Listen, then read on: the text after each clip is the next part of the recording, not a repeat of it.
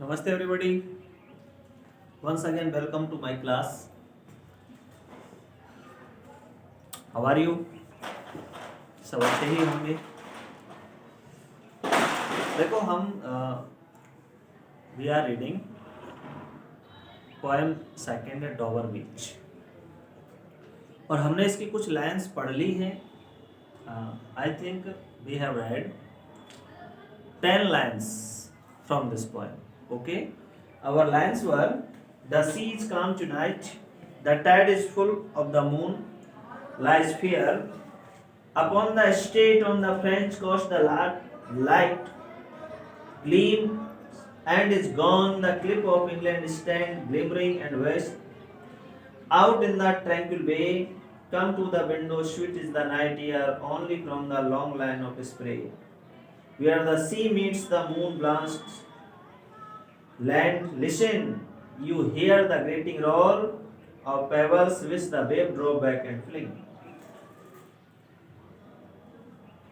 हमने ये लाइंस पिछली क्लास में पढ़ ली थी कि धाराएं आती हैं, वेव्स आती हैं और बहुत तीखी आवाज करती हैं, हार्श वॉइस करती हैं और कंकड़ों को समुद्र के किनारे फेंक देती हैं आवाज करते हुए। ये हम पिछली क्लास में पढ़ चुके हैं। जिन्होंने पिछली नहीं पढ़ी है, इससे पहले वो पढ़ें, तभी समझ में आएगा, नहीं तो आएगा नहीं। तो देखो आज की जो लाइन्स है, another 10 lines are: at the return of the high stand, begin and cease and then again begin, with the tremulous cadence slow and bring the eternal note of sadness in Sophocles long ago heard it and the Algerian, and it brought into his mind the turbid ebb and flow of human misery. We find also in the sound a thought hearing it by this distant northern sea. आज की व्याख्या, आज की जो अनुवाद है वो इन lines का है। देखें क्या है। हमने पढ़ा कि जो धाराएं हैं, we have read that standing at the sea shore और at the beach, at the Dover beach, the poet Matthew Arnold cast a look at the surrounding atmosphere, and he watches, observes the ebb and flow in the sea. Next he says, at the return of the high stand, at their return, उनकी वापसी पर, इनकी वापसी पर, waves की वापसी पर। अब द हाई स्टैंड, जब वो वापस होती है, स्टैंड मीन्स कॉस्ट, किनारा, स्टैंड मीन्स कॉस्ट या किनारा, beach, bank, it is. At their return of the high stand, वे ऊंचे किनारों पर चली जाती हैं। इस जो ये लाइन है, इसका अर्थ उन्हीं लाइन्स में से लगेगा जो कंकड़ों को लेकर के जो लहरें आती हैं, कंकड़ों को फेंकती हैं और अपने ऊंचे किनारे पर चली जाती हैं। अब यहां से देखिए, ये लाइन उसी का हिस्सा थी, कल रह गई थी 10 की वजह से। बिगिन एंड सीज, बिगिन का शाब्दिक अर्थ होता है प्रारंभ होना और सीज का शाब्दिक अर्थ होता है स्टॉप्ड या डाई, रोकना। आपने कभी कभी ये शब्द सुना होगा, उसका इंजन सीज हो गया, ठीक है, तो that is the word begin and cease. प्रारंभ होती हैं और खत्म होती हैं, अर्थात उठती हैं और गिरती हैं, ऊपर जाती हैं और नीचे आती हैं, ये इनका मीनिंग निकलेगा। एंड देन अगेन बिगिन, ऊपर जाती हैं और फिर नीचे आती हैं, एंड देन अगेन बिगिन, और फिर दोबारा से ऊपर चली जाती हैं, एंड देन अगेन बिगिन, और फिर दोबारा से ऊपर चली जाती है। कौन की बात हो रही है, किसकी बात हो रही है? ये वेव्स की बात हो रही है, ठीक है। With the tremulous cadence, tremulous, trembling, shivering, कब कपाते हुए। कैंडेंस हियर टोन ले, with tremulous cadence slow, with tremulous cadence slow, with tremulous cadence, कब कपाते हुए। जैसे सिवरिंग साउंड होता है, ट्रेमलिंग साउंड होता है, उसी प्रकार कब कपाते हुए टोन में, ले में, स्लो धीमे धीमे। ये जो वेव्स हैं कभी ऊपर जाती हैं, कभी नीचे आती हैं, फिर ऊपर चली जाती हैं, अपनी धीमी धीमी कप कपाती हुई आवाज में, लय में। एक लय सा क्रिएट हो रहा है, टोन क्रिएट हो रहा है, रिद्म क्रिएट हो रहा है, ऊपर आने का जाने का। तो धीमी साउंड है, उसका जो टोन है, रिद्म है, वो क्रिएट हो रहा है, उसके बारे में कवि बता रहा है। And bring the eternal note of sadness, और ये जो स्लो साउंड है,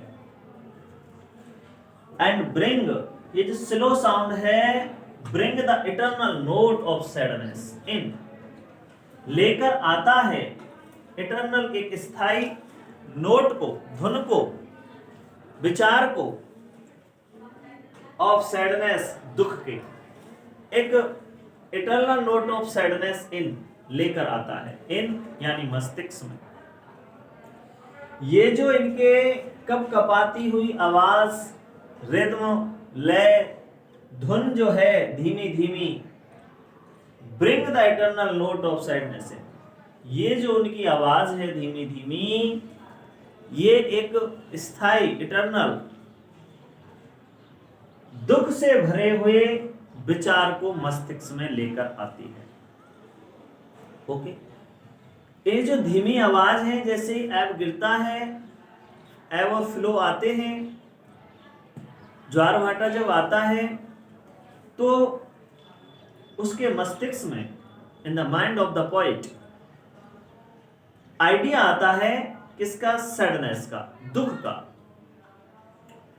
सोफोकल्स लॉन्ग एगो, ये एक फ्रेज है, यहां तक पूरा हो गया स्टेंजा। अब आगे बात कर रहा है कैसे आता है मेरे मस्तिष्क में। Sophocles long ago, Sophocles is a Greek dramatist and he was the greatest tragedy writer. Who is Sophocles? Sophocles is a Greek dramatist, okay, and he was known to his tragedies. Sophocles long ago, Sophocles बहुत समय पहले, heard it, सोफोकल ने ये बहुत समय पहले सुना था। ऑन द एजियन, एजियन क्या है, a Mediterranean sea between Greece and Asia Minor. ये एक समुद्र है एजियन, मेडिटेरियन सी है, between the Greece and Asia Minor, Asia Minor और ग्रीस के बीच में ये एक समुद्र है। जैसा कि एजियन के किनारे पर सुना था सोफोकल्स ने लॉन्ग एगो, बहुत साल पहले। ये 490 BC टू 496 BC 96 BC का इसका माना जाता है बर्थ सोफोकल्स का, तो बहुत लंबी समय पहले बात है, before Christ. Okay, Sophocles long ago heard it on the Aegean, Sophocles ने बहुत समय पहले सुना था एजियन के किनारे। And it brought into his mind, and it brought, और ये जो धुन है, ये जो टाइड की धुन है, एब और फ्लो की धुन है, ये जो है brought into his mind, ये उसके मस्तिष्क में लेकर आई थी। ये जो धुन है brought into his mind, ये उसके मस्तिष्क में, सोफोकल्स के मस्तिष्क में लेकर आई थी। The turbid ebb and flow. Turbid means not clear, अस्पष्ट कह सकते हो, मैला कह सकते हो। Turbid ebb and flow. ebb क्या होता है, भाटा या ज्वार, ebb and flow ये सोफोकल के मस्तिष्क में भाटा एंड फ्लो और ज्वार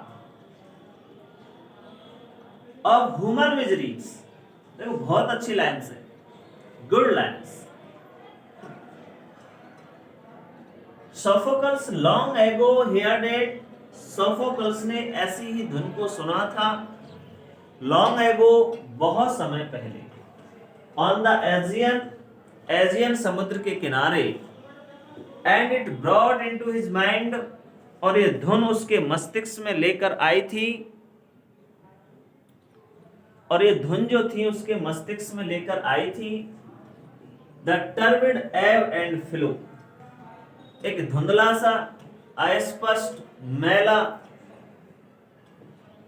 ज्वार और भाटा ऑफ ह्यूमन मिजरीज, मानवीय कष्टों का।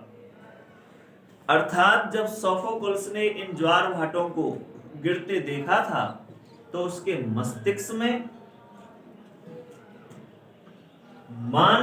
मनुष्य जो होता है, बहुत गहरा अर्थ है इनका, मनुष्य जो होता है उसके जीवन में आने वाले जो मिजरीज हैं, कष्ट हैं, उनकी याद उसे आ गई थी। जब वो उनको देख रहा था एव और फ्लो को, तो उसके मस्तिष्क में, सोफोकल्स के मस्तिष्क में ह्यूमन जो मिजरीज हैं, ह्यूमन मिजरीज से क्या मतलब है, देखो इंसान का जो जीवन है उसमें उतार चढ़ाव आते रहते हैं, अप्स एंड डाउन्स आते रहते हैं।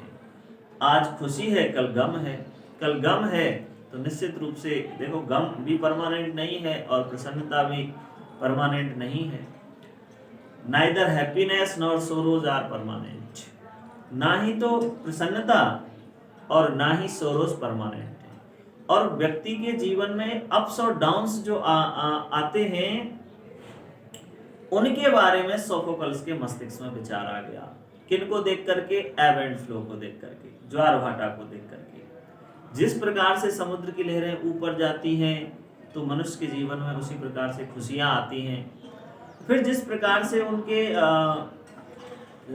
जो है नीचे आती हैं लहरें, तो उसी प्रकार से कभी कभी डिक्रीज होती हैं खुशियां और दुख आ जाते हैं जीवन में। इस बात को उसके मस्तिष्क में क्लिक किया, किसको? To see the ebb and flow in the Aegean sea, समुद्र में इनको देख करके उनके मस्तिष्क में ये सारी चीजें आई। Find also in the sound a thought, hearing it by its distant northern sea. Find also in the sound, और उसने उस ध्वनि में पाया, सोफोकल्स ने find also in the sound, उसने इस ध्वनि में पाया ए थॉट, ए विचार।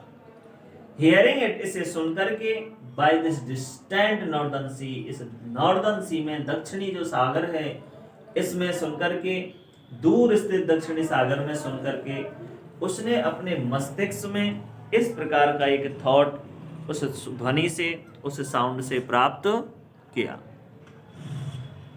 ओके, तो ये that is our Hindi explanation. देखिए, standing and now let's start its English explanation, which is more important than its Hindi meaning। देखो हिंदी में तो इसलिए कराना पड़ता है because our mother tongue is Hindi, तो थोड़ा सा समझ में आ जाता है हिंदी से कि क्या करना है। बाकी आप थोड़ा इंग्लिश एक्सप्लेनेशन सुना करें, और लिखाते तो है ही हैं, और चूँकि लिटरेचर है तो सुनना भी जरूरी है, सुन के समझना भी बहुत जरूरी है। ओके, तो देखें, try to understand my words, listen to them carefully. Standing at the bank of Dover sea, और you can say standing at the Dover beach in his house, calling his wife और beloved, it is not clear that who was there. So addressing his wife or beloved to the window, poet Matthew Arnold says that to see you should see the ups and downs of the waves, i.e., there are ebbs and flows in the waves of the sea. Poet says that to see the ebb and flow in the sea, he remembers the ups and downs of a human life, happiness and sorrows of the human life. In the same way, long ago, Sophocles, when Sophocles see the ebb and flow in the Aegean Sea,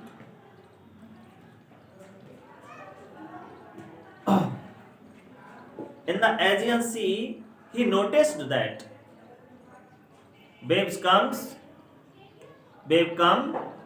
and hit the shore and then retreats. In the same way, the sorrows in the human life, the miseries in the human life come and go, like ebb and flow. He felt that at the age of Aegean, when he was observing the waves in the northern sea